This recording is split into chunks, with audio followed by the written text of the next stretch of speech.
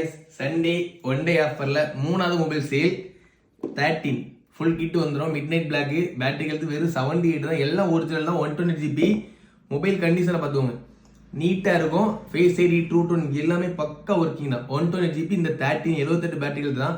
78 battery health charge நிற்காது. அப்பெல்லாம் எதுவுமே யோசிக்கணும்னா கன்ஃபார்ம் சொல்கிறேன், ஒன் டே பேட்டரி பேக்கப் கண்டிப்பாக நிற்கும்.